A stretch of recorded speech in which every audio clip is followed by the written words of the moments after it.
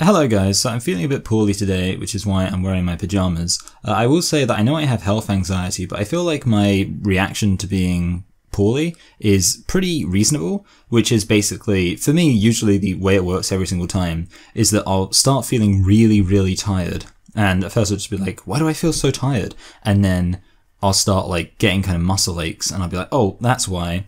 It's because I'm sick in some way. And then literally the next thing I do is just go to sleep. And I sleep for usually I slept for probably just under 2 hours now. And I woke up and I feel a bit rough because I'm not actually a great nap person. Like I kind of wake up after naps feeling like I've got a headache and stuff. But I suspect that I probably did my body a lot of good by having that nap. And overall that means that I can basically probably just get on with stuff throughout the rest of the day. So that works good, but it does mean that this will be up slightly later than it otherwise would have been, so sorry about that. Anyway, the reason that I'm glancing down at my phone is because I'm going to be responding to a comment, and sometimes I have the comment kind of up, like on the actual thing that I use to record videos, but I'm actually just going to put it in post, and I'm just going to read off my phone, because that's the kind of lazy thing that I do when I feel a bit sick. So, this is a response to Veritas at Caritas. Now, obviously, I made a response video to him already, and he hasn't made a response video to me. What he did do was write a comment, and I think I'm going to title this video how petty this is. And yeah, it kind of is. Basically, I saw this response a while ago. Like, first of all, maybe you could say it was petty. I went back to his video to see what comments he'd left, to see, I guess, if people had left comments saying, hey, King Critical responded to this, and then maybe he'd said something. And, that was kind of why I was doing it. And you could say, hey, that's a bit self-obsessed, but it's what I did. Anyway. And then I saw he'd made a response, and I read it and I was like, that's a silly response. But then I didn't let it bother me. And I thought, you know what? I need to respond to that. So I decided I would respond to it. And this is my response right now. So ideally, I would read the whole thing through and then comment on it bit by bit, just so you can have the full context before I jump into it. But I think that would make the video too long. So I'm actually going to leave it up for a second, the full thing, so you can read it if you want the full context before I jump into explaining why it's wrong. And then I'm going to jump into explaining why it's wrong. So, start off with, I have already watched his response video and it confirms exactly what I said. Now, the thing is, this is wrong, and I'm going to kind of be showing that throughout the rest of my response, but I also want to point out a few areas that he didn't even address. So first of all, there was my disagreement with his interpretation of my claim it's like an appeal to authority, where he said that was a fallacy, and I said, basically, the simple version of it would be no, because I said it's like an appeal to authority, meaning I wasn't actually saying it was the formal logical fallacy, I just said it was reminiscent of it for me. That's the simplest way of summing it up. I also feel he misrepresented my remarks about Pratchett's daughter, and again, the really simple response there is that I was responding to Sean's claim that the opinions of Pratchett's daughter should settle the matter, as if she was so authoritative in what her father must have believed that nobody else could possibly disagree with her. And he, of course, misrepresented it as if I was saying that she wasn't any kind of authority at all, so I showed how that was completely wrong. And finally, and most significantly, he doesn't acknowledge my new thoughts on alternative explanations for what Pratchett might have meant in the Monster Regiment, I believe is what it's called. And basically, to sum up there, lots of people were making I say lots of people. One person made a really interesting argument about how actually, rather than Pratchett endorsing the idea of gender identity can just be changed according to somebody's will, it might actually be a criticism of that idea, kind of a satirical criticism of that idea. And again, you'll have to go back and watch the original video if you want to know a bit more about that. But I bring this up because initially in my original video, I said that I thought, yeah, there's no way around this. Pratchett must clearly just be basically a gender identity extremist. But now, in the response video I made, I actually changed my mind on that. And I bring this up because it just shows how intensely wrong this person is, because they claim that I basically agreed with everything they said in their response video, when actually, far from that, I even walked back some of the areas where I'd previously agreed with him. Because previously we were both saying that Terry Pratchett would have thought that, basically your gender identity is valid or whatever. Whereas in the response video I made, I said, actually, I'm not so sure about this anymore. I think there might be another reading of it. But then you get this person saying that my video confirms exactly what he said. Anyway, moving on. Point 1. He only became aware of trans issues very recently, apparently not earlier than 2015. Now, this is interesting because what this person must be doing here, Veritas, is appealing to a distinction I draw between the gender-critical debate over identity in contrast to the conservative debate over gender identity. So basically, in my video, one of the things that I stress is that I'm talking about the gender-critical debate. We're talking about would Terry Pratchett have been gender-critical, and therefore I'm saying if you have a debate between let's say, gender identity extremists and conservatives, that's a very different debate from a debate between gender identity extremists and gender critical individuals. And I will say now that one of the things I pointed out in his video is that I think that actually the debate wasn't even that. The debate was actually between trans medicalists in the early 2000s and conservative individuals, so utterly different from the debate currently happening. Now, the issue is that what I say in my video is that when I first encountered gender-critical beliefs in 2015, I thought it was a joke or a parody. So I said, I was completely dumbfounded by it. And this person is claiming that this means that I could not have been involved in the debate before 2015. So based on that logic, you would assume that this person must therefore be saying that the current debate, the debate we're actually talking about, relates to the opinions of gender-critical individuals. Because, of course, if I was confused by gender-critical views in 2015, that must have been because I already had a pre-established idea about trans issues. I wouldn't have been absolutely confused by gender-critical views if I hadn't, engaged with trans issues before. And of course, that makes sense.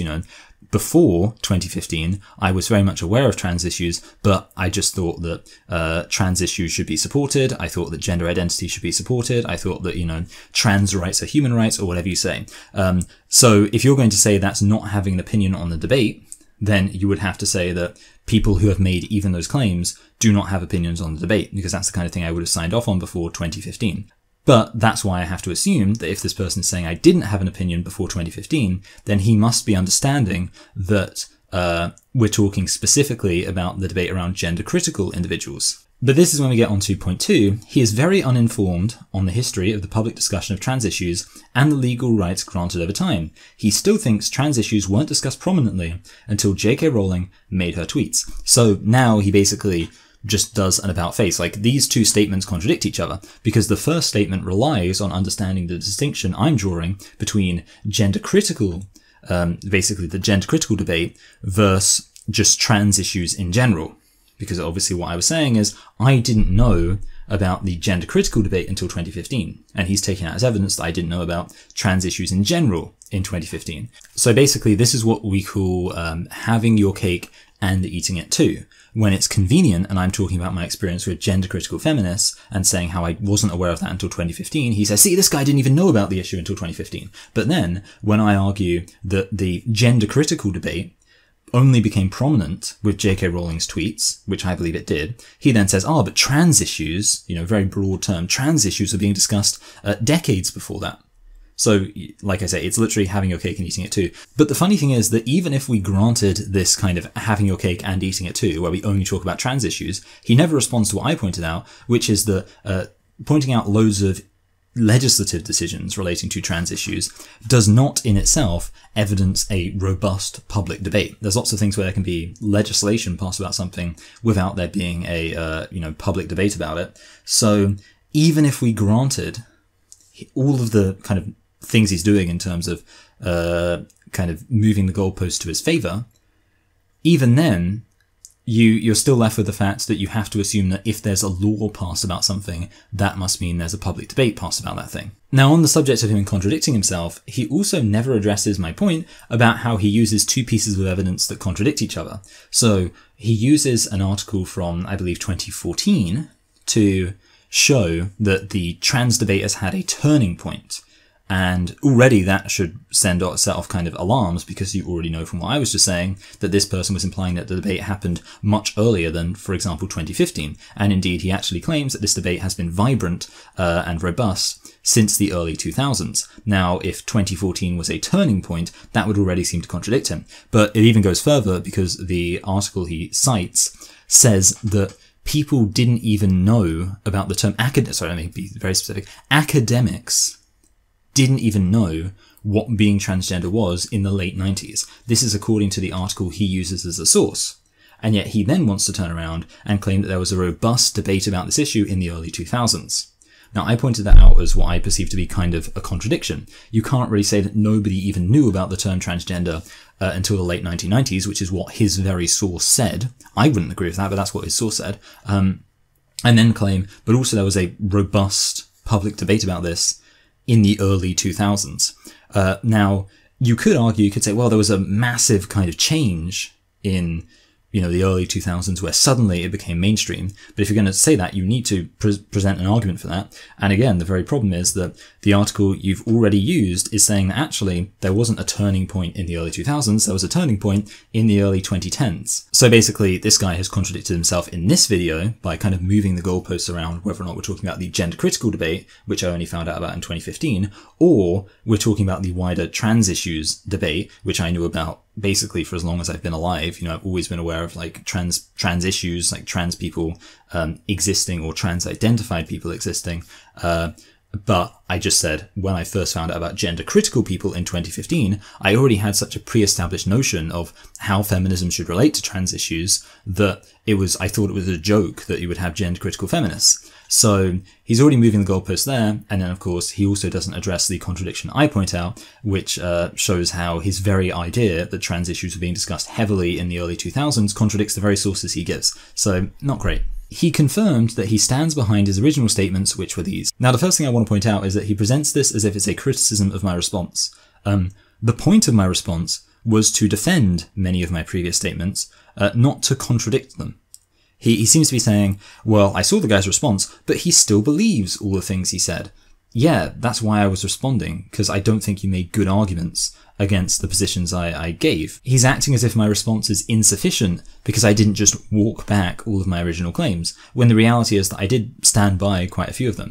The funny thing is I say quite a few of them because he's not even with his kind of malformed idea of what a response video should be, where it's in some way wrong to hold to the positions that you kind of originally said. He's even wrong about that, because if I go for his point, he says, the debate hasn't existed that long, it's relatively new. Well, I stand by that, bearing in mind we're talking about the gender critical debate. Terry Pratchett wasn't around for the current debate. Terry Pratchett wasn't around for questions about giving puberty blockers to children, for questions about whether or not anybody who says they're a man is a man, and anybody who says they're a woman is a woman. And then it goes on to talk about women in sports as well. Now, the significant thing is here, I actually did walk this back. I said, well, let's not get too kind of into the nitty-gritty about the specific issues he wasn't around to discuss. It's possible these issues were discussed.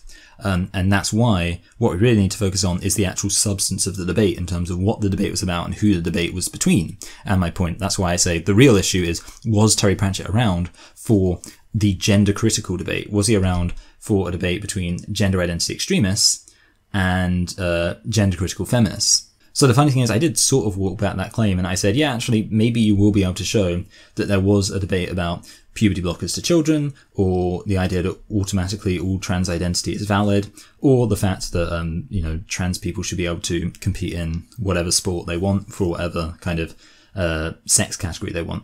And then the final thing, he lists these like 4 bullet points. I'm not going to read them out, but I just want to say right now that it kind of seems like he's trying to inflate the number of bullet points, because these 4 seem very kind of similar as like bullet points. It's basically just the same claim almost restated. Again, I'm not being absolutely literal about that. There are differences, but it's kind of like they're not massive distinctions in terms of these final 4 bullet points. So my theory is that he's kind of inflating the number of bullet points to distract from the fact that he's not addressing the vast majority of what my video said. And then he finishes up by saying, as I demonstrated, none of that is true. Well, again, based on like the logic that you've presented, even just in this like very short comment, the amount of issues that are present here, I don't think it should surprise you to hear that I actually am not particularly, let's just say the fact that you think that you refuted this stuff in the original video, I also don't find particularly convincing. And anybody is, of course, welcome to go back and watch your video and watch my video and decide who they think has the better argument. But I think the case is pretty obvious. Now, the final thing I want to say quickly is that this guy somebody commented saying, hey, why don't you actually talk about, what King Critical has said about gender identity? And he actually responded saying, you know what, actually, I think I will do that because I've been following this guy for a while and kind of looking at his stuff. But I just want to point out, this was such an irrelevant kind of discussion, you know, like the idea of does Terry Pratchett believe that trans women or women, or would he have believed that? You know, it's such an irrelevant discussion, and one where honestly you could have completely wiped the floor with me and I wouldn't have even cared. Like, if you would have shown that everything I was saying was complete bogus, I would have been like, well, okay, it doesn't really matter. You know, like, you could have won and you wouldn't have even really won because I don't care about this. And yet you made so many mistakes in terms of just every aspect of your reasoning. And that's not that reassuring. And it kind of makes me think, when you turn to actual issues which are like matter more, and also issues where I'd say it's going to be even harder for you to defend your case, I'm not optimistic. I almost want to say that, you know, if you do make a response video to me talking about gender identity, I might not even care to watch it, simply because based on particularly your comments here, where the density of like wrongness is much more apparent, and also your inability to kind of actually, I guess, engage with the responses I gave, is even more apparent. It's not that impressive for you. And it's not really much advantage to me because there's plenty of kind of gender identity extremists to respond to. I'm not running low on content. So unless you can offer something genuinely like interesting and challenging, I don't know that I'll necessarily even want to respond. And based on this, you know, and I think I've made this joke before, the most challenging thing about kind of gender identity extremists is the challenge of just going through all the things they say that are wrong. And already this video has ended up a little bit longer than I was expecting it to be. But especially considering like the length of the comment, it's a long comment, but you know, it's just responding to one comment and it's taken this long. And that's because, like I say, I mean, there are some pretty substantial errors here. So, you know, if you want to kind of comment below and say, hey, you're right, I have made some substantial errors and I need to do better, then that would probably improve kind of my image of you as somebody who can actually engage with the responses I give. Because if you're not going to engage with my responses, I don't know why I would kind of engage with yours, except for just kind of the fun of it.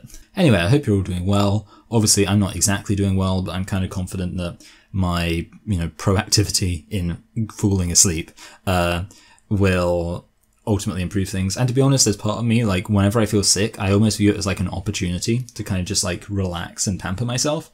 And I say pamper myself, I mean like get to sleep early, you know, not really worry about anything. I also had my first hot chocolate of what I call autumn today, so that was really nice. Yeah, I kind of do just view it as like an opportunity to have like comfort food and relax and not really do too much. Although in this case, I guess I made this video, but I enjoy doing that, so there we go. Anyway, so please do like, share and subscribe, comment stuff as well, and you can give on Patreon. So if you do that, that would be very appreciated. All right, bye. Oh, wait, sorry, I'll just say thank you to my current patrons. In addition to the names scrolling past, I'd like to give a special thanks to last month's new patrons, Helen, Jupe, Liolinx, Ute, Jane, Nikita, Eve, Red Wolf, and Port. You're all very appreciated.